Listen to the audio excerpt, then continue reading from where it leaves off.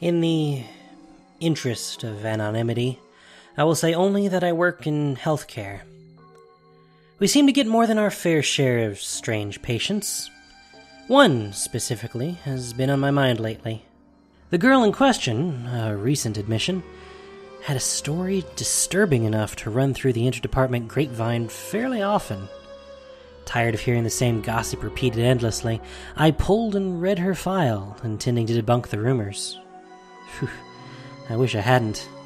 The following is a cleaned-up version of her personal written account. This is all a misunderstanding. Honestly, I'm fine. I am not the problem. There's someone else out there responsible for this. They're doing this to torture me. I shouldn't even be here. I've had some issues with body image. That much is true. I was actually failing yet another diet when it first happened. We were out celebrating Becky's promotion. The 5 of us were at dinner. It was a really nice restaurant, but I can't remember which. And my diet willpower was running on empty. We'd all had a glass or 2 of wine by the time my salad came. I'd resolved to only eat half of it, and only that much so as to not cause a scene on Becky's night. The girls pestered me whenever I refused to eat. Still, I couldn't help but think it was no coincidence that the skinniest out of the 5 of us was the first to get promoted. We'd all graduated more than a year ago, and the real world was like a slap in the face. None of us were really where we wanted to be. Except Becky, of course. Hunger filled me with a constant pain, and hating myself for it stressed me to the limit. So when the waiter put cheese on my salad, I didn't stop him.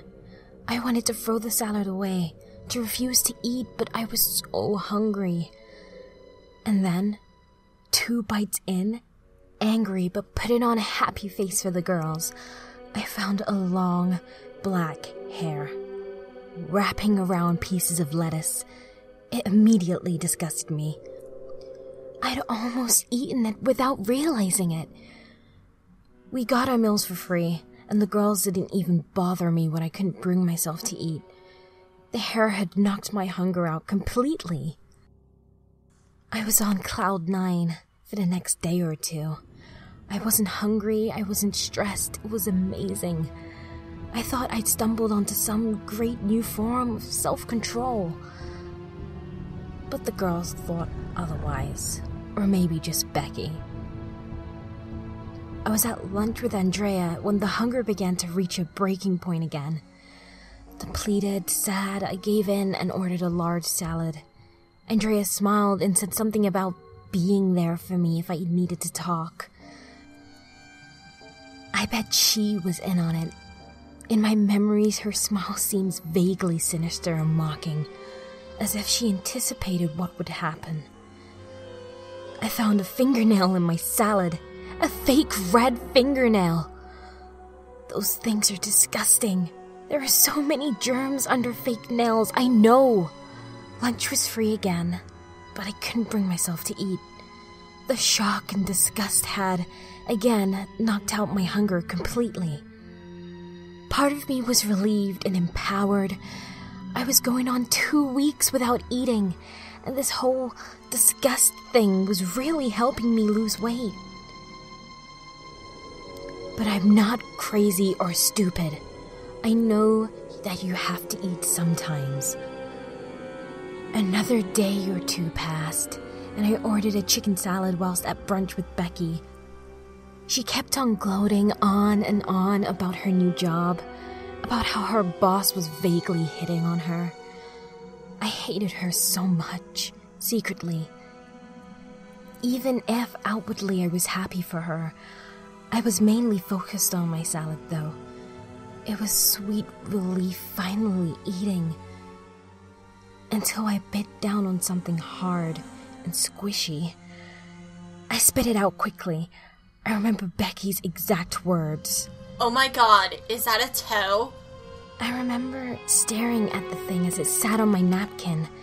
It was mushed, ground up, red, and cooked a little. but a bone clearly stuck out of it. The entire place shut down temporarily after that, but nobody could figure out where the toe had come from. Obviously, none of the employees were missing it. But Becky basked in the attention from the scandal. She even got on local television, even though it was my salad that had the toe in it. This is a travesty. People can get seriously sick if they accidentally eat things like that, she'd said to the reporter. I was starting to wonder whether she had something to do with it. The shock overwhelmed me, dispelling my hunger for a little under a day, but my relief and enjoyment was short-lived. I knew I'd have to start eating again, sooner rather than later. Not up for any more of Becky's sick pranks, I decided to scope the vending machine at the mall. I hated myself so much. Right about then, staring at candy bars and feeling weak.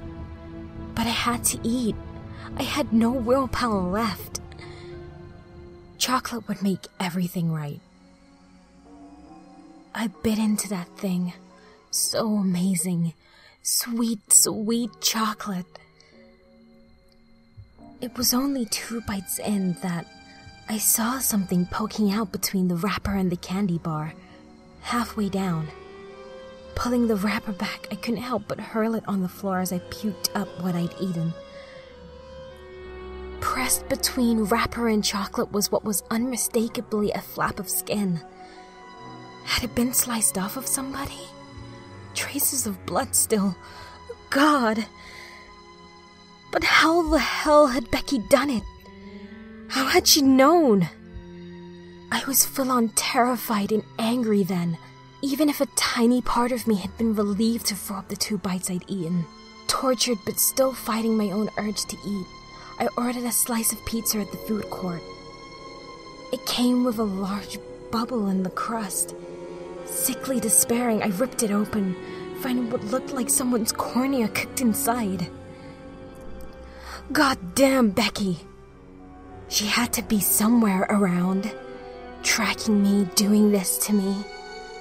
Did she have the help of all the girls? I drove.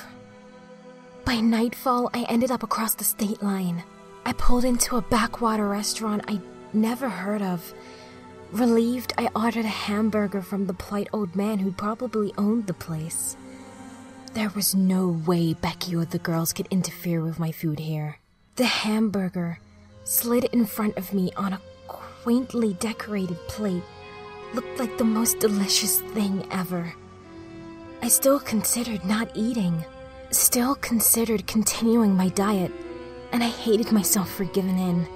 But I didn't want to die. People have to eat. I paused before biting in. Sliding back the bun, I investigated the contents. Everything seemed normal.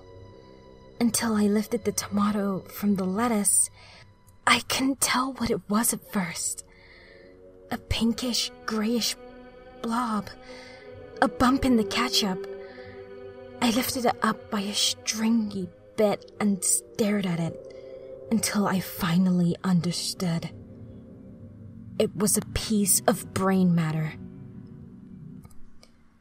I would have thrown up, but my heaving stomach had nothing in it. I drove away from there as fast as I could, continuing in random directions. I don't know how Becky and the girls were tracking me or predicting what I would eat, but I had to evade them. Candy bar from a gas station? Nope. Chicken nuggets from a drive-thru? Nope. I still don't understand how they did it. I even begged a younger kid to make me a sub from start to finish, watching the entire process, making sure nothing was in it. He handed it to me.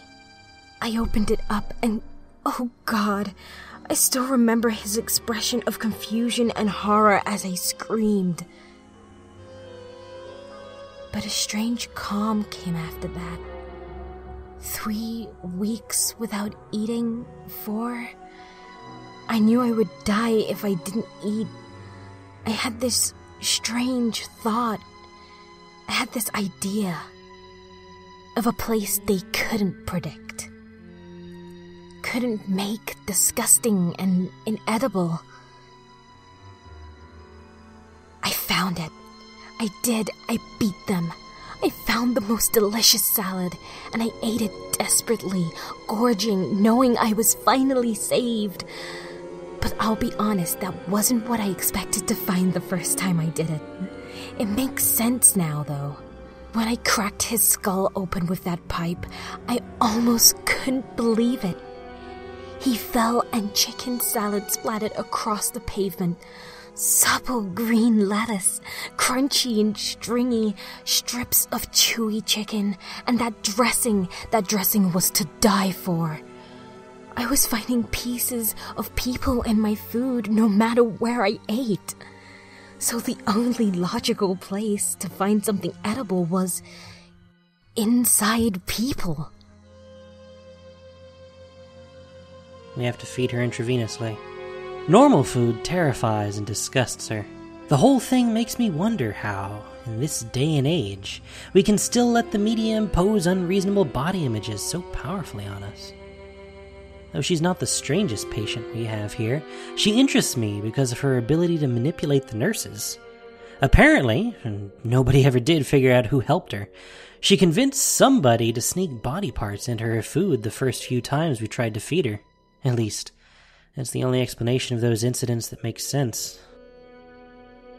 I read some more files, and they continue to disturb me.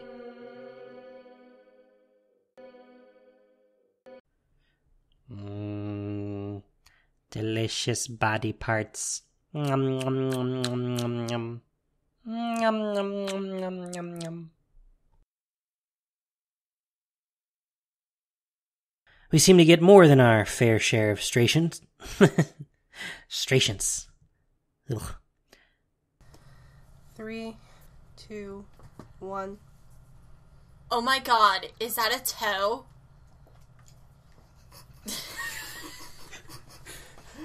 Oh my god, is that a toe? Oh my god, shoes. Oh my god, shoes. Did you get that reference? Yes, I remember that video.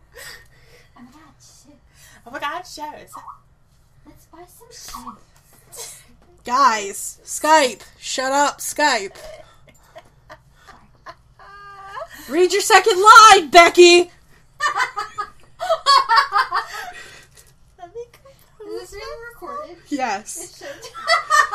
This is all going in the bloopers. Yay! Oh god, I'm sorry. Do you think? I need to compose myself. I'm sorry to be I have to compose myself to be a bitch. This is pretty much this girl trying to get her 15 seconds of fame. I know. I kind of... Let me... Find inspiration. Got it. Travesty. Right, okay. I'd rather know how it says before I fuck it up. Because you can't English normally. I have to know how to fuck it up properly. I was about to say the line and you fucked up my entry. Entry for her. I will kill you! There's an axe nearby. You are not authorized. I know. I would have asked you first before I could. Sorry. This is a travesty. People can get seriously sick if they accidentally eat... I'm gonna do Imagine parts. yourself accomplished. Like, oh my god. Like, flailing. Yeah, girls don't actually hit themselves when they do that. Nah. Alright, Shut alright. up, ignore.